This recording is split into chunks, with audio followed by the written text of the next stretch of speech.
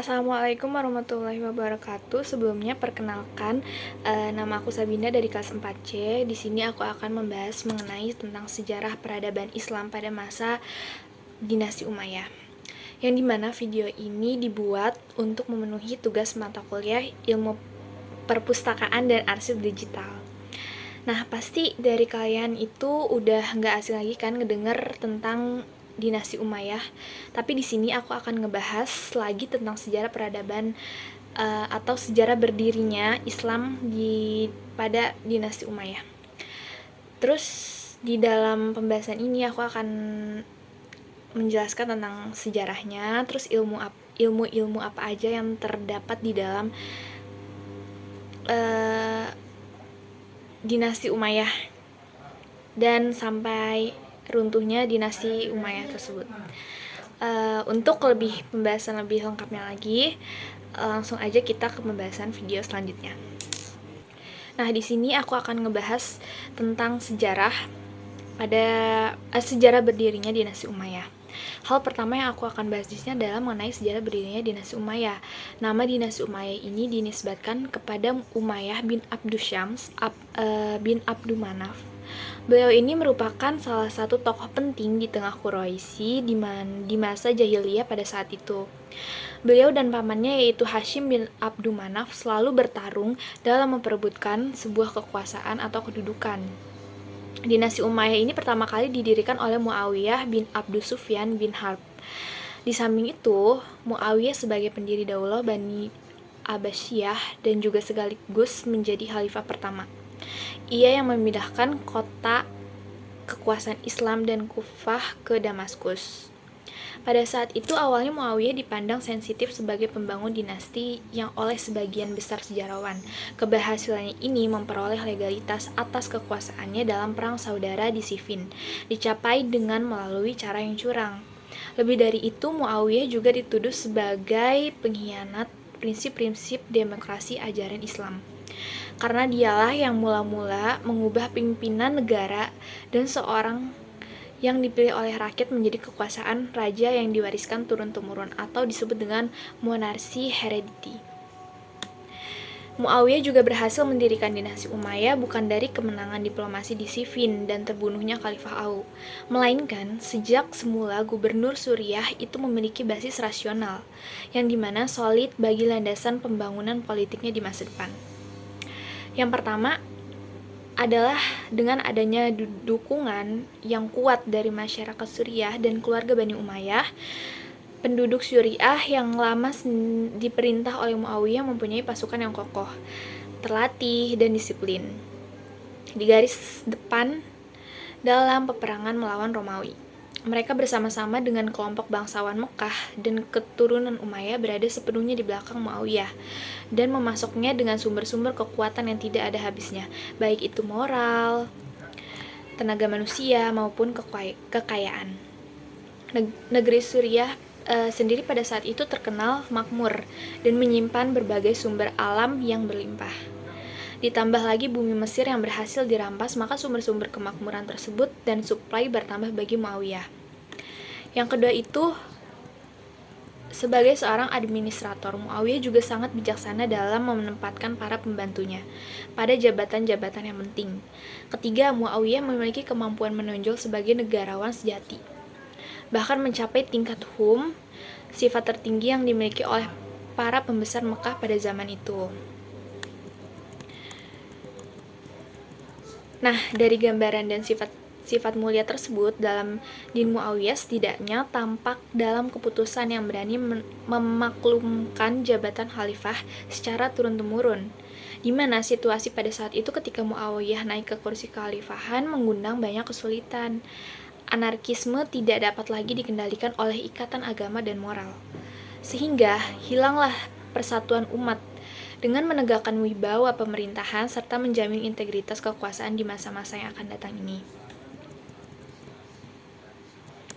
Muawiyah dengan tegas menyelenggarakan suksesi yang damai dengan pembantaian putranya Yazid beberapa tahun sebelum khalifah meninggal dunia. Yang kedua, kita akan lanjut ke masa kemajuan dinasti Umayyah. Pada masa pemerintahan Bani Umayyah dikenal sebagai era yang agresif, di mana pada masa ini tuh perhatian tertumpu pada usaha perluasan wilayah serta penaklukan yang terhenti sejak zaman kedua Khulafaur Rasyidin terakhir. Hanya dalam jangka waktu 90 tahun, banyak bangsa di 4 penjuru mata angin beramai-ramai masuk ke dalam kekuasaan Islam, yang meliputi tanah Spanyol, seluruh wilayah Afrika Utara, Jazirah Arab, Syria, Palestina, sebagai daerah Anatolia, Irak, Persia, Afghanistan, bahkan India dan negeri-negeri yang sekarang dinamakan Turkmenistan, Uzbekistan, dan Kirgizstari yang termasuk Soviet Rusia. Menurut Profesor Ahmad Syalabi, 5 penaklukan militer di zaman Umayyah itu mencakup 3 front penting, yaitu sebagai berikut. Yang pertama, front melawan bangsa Romawi di Asia kecil dengan sasaran utama pengepungan ke ibu kota Konstantinopel dan penyerangan ke pulau-pulau laut di tengah. Pulau-pulau di Laut Tengah. Kedua yaitu front Afrika Utara. Selain mendudukan daerah hitam Afrika, pasukan muslim juga menyeberangi Selat Gibraltar, lalu masuk ke Spanyol. Yang ketiga itu front timur, menghadapi wilayah yang sangat luas, sehingga operasi ke jalur ini dibagi menjadi 2 arah. Yang pertama itu menuju utara ke daerah-daerah di seberang Sungai Jihun atau Amudarya, sedangkan lainnya ke arah selatan menyusuri Sind, di mana wilayah ini terdapat di bagian India Barat. Pada saat-saat yang paling mengesankan dalam ekspansi ini ialah terjadi pada paruh pertama dan seluruh masa kekhalifahan Bani Umayyah, yaitu ketika kedaulatan dipegang oleh Muawiyah bin Abi Sufyan dan tahun-tahun terakhir dan zaman kekuasaan Abdul Malik. Di luar masa-masa tersebutlah usaha-usaha penaklukan mengalami degrasi atau hanya mencapai kemenangan-kemenangan yang sangat tipis. Pada masa pemerintahan Umayyah ini diraih kemajuan besar dalam perluasan wilayah, meskipun pada beberapa tempat masih bersifat rintisan. Peristiwa paling mencolok ialah keberaniannya mengepung kota Konstantinopel melalui suatu ekspedisi yang dipusatkan di kota pelabuhan. Nama pelabuhannya itu bisa disebut dengan Dardanella. Setelah terlebih dahulu menduduki pulau-pulau di Laut Tengah seperti Rhodes, Kreta, Siprus, Sicilia, dan sebuah pulau yang bernama Ward. Tidak jauh dan ibu kota Romawi Timur. Di belahan timur, Muawiyah berhasil menaklukkan Khurasan sampai ke Sungai Oxus dan Afghanistan. Bani Umayyah juga banyak berjasa dalam pembangunan berbagai bidang, baik itu bidang politik, seperti tata pemerintahannya, maupun bidang sosial kebudayaan. Dalam bidang politik, Bani Umayyah ini menyusun tata pemerintahan yang sama sekali baru untuk memenuhi tuntutan perkembangan wilayah dan administrasi kenegaraan yang semakin kompleks. Selain mengangkat majelis penasihat sebagai pendamping, Khalifah Bani Umayyah dibantu oleh beberapa sekretaris untuk membantu pelaksanaan tugas, yang meliputi yang pertama itu ada Khatib Arasail sebagai sekretaris yang bertugas menyelenggarakan administrasi dan surat menyurat dengan para pembesar setempat. Yang kedua itu ada Khatib Al-Kharaj, sekretaris yang bertugas menyelenggarakan penerima dan pengeluaran negara. Yang ketiga itu ada Khatib Al-Jundi, sekretaris yang bertugas menyelenggarakan berbagai hal yang berkaitan dengan ketentaraan. Yang keempat itu ada Khatib Ashisurtoh, yaitu sekretaris yang bertugas menyelenggarakan pemerintahan keamanan dan ketertiban umum. Yang terakhir itu ada Khatib Al-Qudat, yang dimana tugasnya ini sebagai sekretaris menyelenggarakan tertib hukum melalui badan-badan peradilan dan hakim setempat. Nah, sekalipun masa dinasti Umayyah ini banyak negatifnya, namun dari segi ilmiah, bahasa, sastra, dan Islamnya tetap maju, menonjol, dan mengambil kedudukan yang layak bagi para penyair itu dengan hadiah yang cukup besar dan memuaskan. Pada saat itu juga para penyair memiliki kedudukan penting terutama di masa jahiliyah.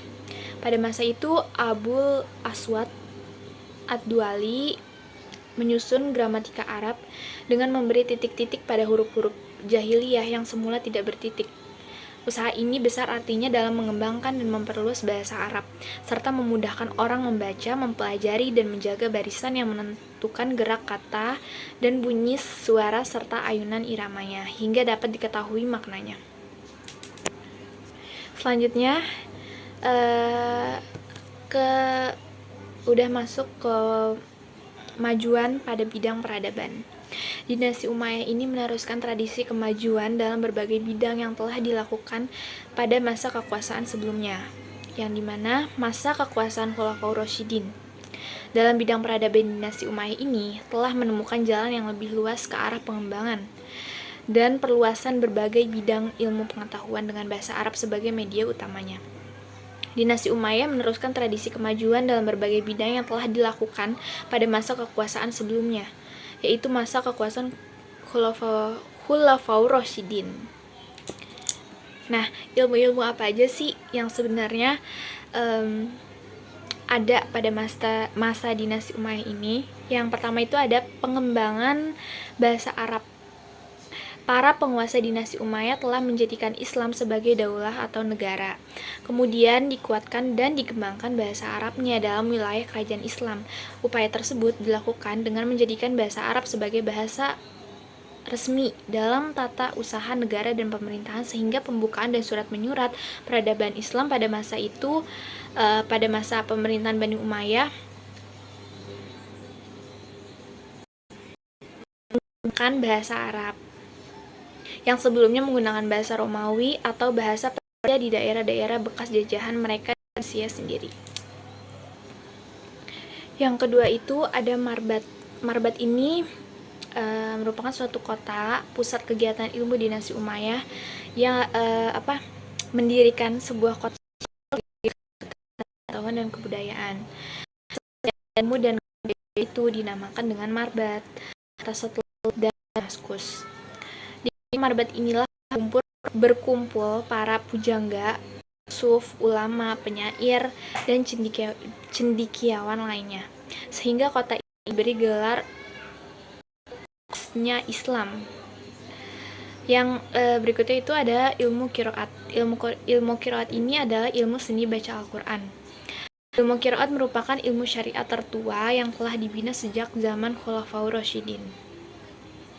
Kemudian masa dinasti Umayyah dikembang luaskan sehingga menjadi cabang ilmu syariat yang sangat penting. Pada masa ini lahirlah para ahli qiraat ternama seperti Abdullah bin Qusair dan Asim bin Abi Nujud.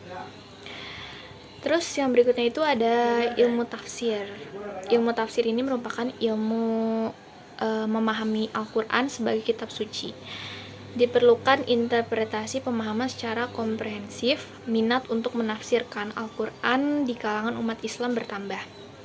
Pada masa perintisan ilmu tafsir, ulama yang membukukan ilmu tafsir yaitu ada Mujahid.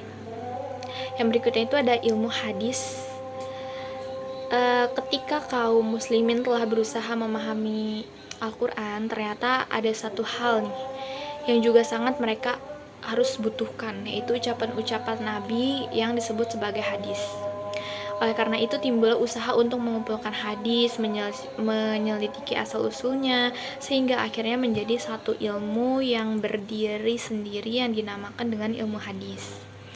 Nah, di antara para ahli hadis yang termasyhur pada masa dinasti Umayyah adalah Al-Auza'i, Abdurrahman bin Amru, Hasan Basri, Ibnu Abu Malikah, dan Asy'abi Abu Amru Amir bin Syurahbil. Yang berikutnya itu ada ilmu fikih.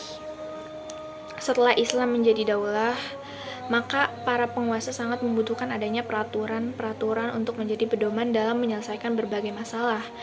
Mereka kembali kepada Al-Quran dan hadis serta dan mengeluarkan syariat dari kedua sumber tersebut untuk jadikan sebagai aturan pemerintahan dan pemimpin rakyat. Al-Quran adalah dasar fikih Islam, dan pada zaman ini ilmu fikih telah menjadi satu cabang ilmu syariat yang berdiri sendiri. Di antara ahli fikih yang terkenal adalah Sya'ud bin Musib, Abu Bakar bin Abdurrahman, Qasim Ubaidillah, Urwah, dan Khadijah.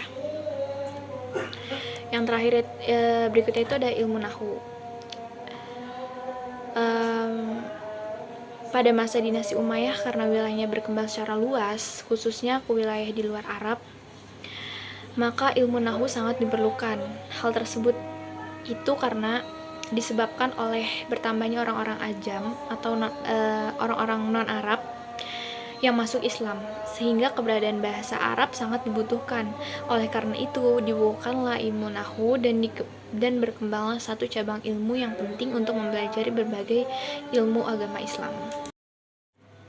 Dan ilmu lainnya itu ada ilmu geografi dan tarik serta usaha penerjemahan. Selanjutnya kita ke pembahasan berikutnya, yaitu pembahasan di mana masa kehancuran dinasti Umayyah. Penyebab langsung runtuhnya kekuasaan dinasti Umayyah itu karena munculnya kekuatan baru yang dipelopori oleh keturunan Al-Abbas bin Abbas Al-Muthalib. Gerakan ini mendapat dukungan penuh dari Bani Hashim dan golongan Syiah, serta kaum Mawali yang merasa dikelas duakan oleh pemerintah Bani Umayyah.